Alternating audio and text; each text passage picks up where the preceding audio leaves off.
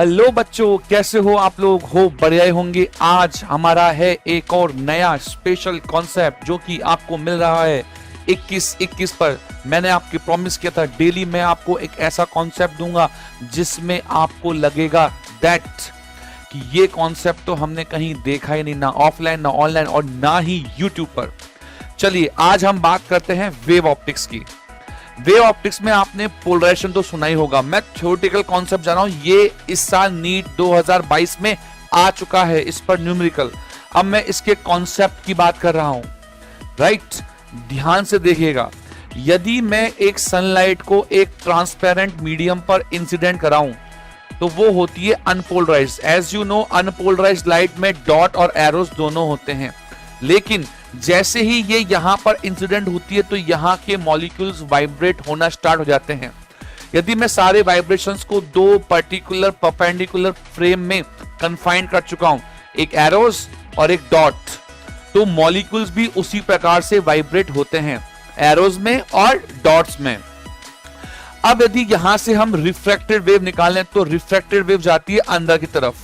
मान लीजिए कि ये रेयर मीडियम है और ये डेंसर मीडियम है, ठीक है? तो वेव मुड़ जाएगी आपकी नॉर्मल की तरफ आर एंगल पर, इंसिडेंट एंगल आई।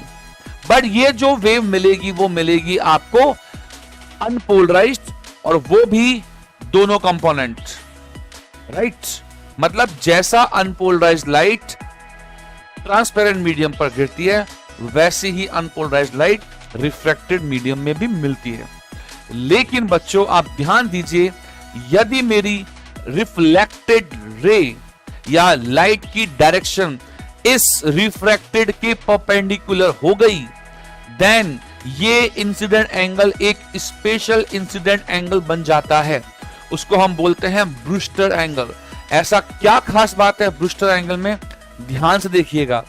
यदि मैं यहां पर डॉट्स और एरोस दिखाऊं, ठीक, और यदि ये वाला एंगल 90 हो रहा है तो आप देख पाओगे कि यदि ये एंगल 90 है तो आप सोचो यहां से जो एटम्स वाइब्रेट कर रहे हैं या तो वो डॉट्स में वाइब्रेट कर रहे हैं या एरोस में वाइब्रेट कर रहे हैं। यदि एरोस में कर रहे हैं तो वेव यहां इस तरफ जा रही है, यदि डॉट्स में भी कर रहे हैं तो वेव इधर की तरफ जा रही है। लेकिन ये तो रिफ्रैक्टेड वेव का सोर्स, और हमें मालूम है कि उसी सोर्स से एक रिफ्लेक्टेड वेव और निकलेगी। यदि आपके मॉलिक्यूल्स डॉट मतलब प्लेन के परपेंडिकुलर यहां वाइब्रेट कर रहे हैं तो वो डॉट्स भी यहां मिल सकते हैं, क्योंकि वही डॉट्स जो कि एटम वाइब्रेट कर रहे हैं वो अपनी एनर्जी को उस डायरेक्शन में भी ट्रांसमिट कर सकते हैं।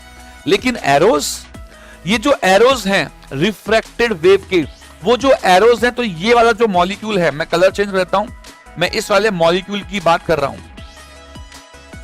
यहां पर जो मॉलिक्यूल है वो एरोस के रूप में भी वाइब्रेट कर रहा होगा। यदि वो एरोस के रूप में वाइब्रेट कर रहा है तो आप सोचिए, क्या उस डायरेक्शन में, जिस डायरेक्शन में ये वाइब्रेशन कर रहा है, उस डायरेक्शन में वो एरोस आगे जाएंगे, वहां से वेव इमिट होगी? नहीं। दैट मीन यहां पर केवल क्या मिलेगा आपको? ओनली आपको डॉट्स मिलेंगे इस डायरेक्शन में। समझ लो इसको। मान लीजिए कि कोई पार्टिकल इस प्लेन में वाइब्रेट कर रहा है, तो वो इस लाइन के परपेंडिकुलर प्लेन में अपनी एनर्जी इमिट कर सकता है। यदि वर्टिकल में वाइब्रेट कर रहा है कोई चार्ज पार्टिकल, तो कहां इमिट करेगा? उसके परपेंडिकुलर प्लेन में। इन डायरेक्शंस में वेव जा सकती है, ठीक है? बट जिस लाइन में वो वाइब्रेट कर रहा है उस लाइन में एनर्जी इमिट नहीं होती, राइट? इस कॉन्सेप्ट का भी यूज किया ब्रूस्टर ने यहां पर। तो क्या बोला? यदि ये एंगल 90 बन जाए तो जो आपके एरोस हैं वो एरोस वाली डायरेक्शन, ध्यान से देखोगे तो ये एंगल 90 बनेगा, तो ये वाली ग्रीन लाइन, मैं कलर चेंज कर रहा हूं, ये वाली ऑरेंज लाइन और this line, this will be a parallel. तो ये एरोस इस डायरेक्शन में ट्रांसमिट नहीं होंगे, केवल क्या होंगे? डॉट्स, और ये बन जाएगा fully polarized light. Fully polarized light, otherwise तो पार्शियली होता है। और फुली कब होगा? जब ये एंगल 90 बनेगा। और जब ये एंगल 90 बन जाएगा तो यहां इस एंगल को हम नया नाम दे देंगे ब्रूस्टर्स एंगल।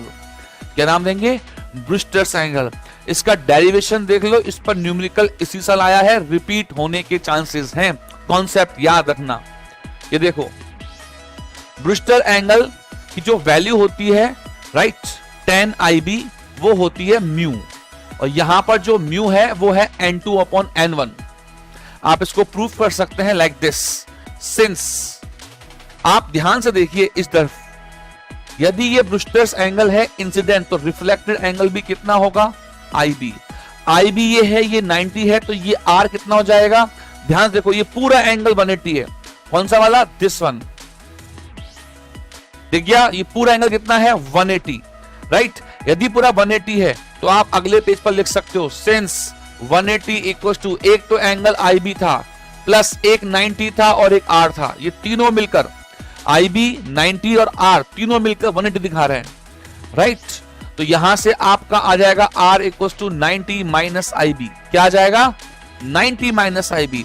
और यदि आप स्नेल्स लॉ लगाओगे किस पॉइंट पर, इस एटम पर या इस सरफेस पर, जस्ट पहले एंड बाद में, तो आपको मिलेगा according to Snell's law n1 sin IB इक्वल्स टू n2 sin R, और R की जगह आप रखोगे 90 माइनस IB।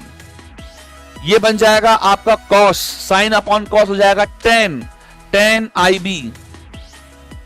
n2/n1 का बन जाएगा रिफ्रैक्टिव इंडेक्स, जिसको हम रिलेटिव रिफ्रैक्टिव इंडेक्स भी बोल सकते हैं, डेंसर मीडियम का रिलेटिव एस्पेक्ट में, जो की जगह म्यू। और इस पर इस साल नीट में क्वेश्चन आया था। आपको IB पूछा गया था और म्यू आपको दे रखा था √3 दे रखा है, तो आप tan I की वो वैल्यू बताइए जिससे कि tan की वैल्यू में √3 आ जाए। सीधा सा आंसर है, अगले पेज पर लिख रहा हूं, म्यू दे रखा था √3, तो आपका IB हो जाएगा tan इनवर्स √3। बताओ कितना आएगा एंगल, 60। बस इतना सा न्यूमेरिकल था। अब इसमें कॉन्सेप्ट की जरूरत तो बिल्कुल नहीं है, आप रट के भी काम कर सकते हो, बट बच्चा लोग ये याद होना चाहिए कि इंसिडेंट रे यदि अनपोलराइज्ड है तो रिफ्लेक्टेड भी अनपोलराइज्ड होगी, बट इसके परपेंडिकुलर डायरेक्शन में जाने वाली wave, that mean reflected wave, होगी पोलराइज्ड। और वो फुली पोलराइज्ड कब होगी, जब इन दोनों रिफ्लेक्टेड और रिफ्रैक्टेड के बीच में एंगल कितना होगा, 90 डिग्री। और उस स्पेशल केस के अंदर इंसिडेंट एंगल को हम नाम देते हैं ब्रूस्टर्स एंगल। और ब्रूस्टर्स एंगल और रिफ्रैक्टिव इंडेक्स के बीच में रिलेशन, इसको बॉक्स कर लो भैया लोग, दिस वन। ठीक इसी साल क्वेश्चन आया है नीट के अंदर। तो ये थ्योरेटिकल एस्पेक्ट आपको मालूम होना चाहिए। कैसा लगा, अच्छा लगा होगा। ये हम ऑफलाइन के अंदर आप लोगों को पढ़ाते हैं। यदि आप ऐसा नहीं पढ़ पा रहे हैं तो आप ऑनलाइन में मैं आपको केवल 10 मिनट दे सकता हूं। कंप्लीटली हमसे पढ़ना है तो CLC में आपका स्वागत है। सीकर के अंदर हमारी कोचिंग है, आइए पढ़िए। ठीक है बच्चों, डेली आप मुझे केवल 10 मिनट दीजिए और मैं आपको अच्छे अच्छे कॉन्सेप्ट बताऊंगा। Thank you, bye bye, take care, ध्यान रखो अपना।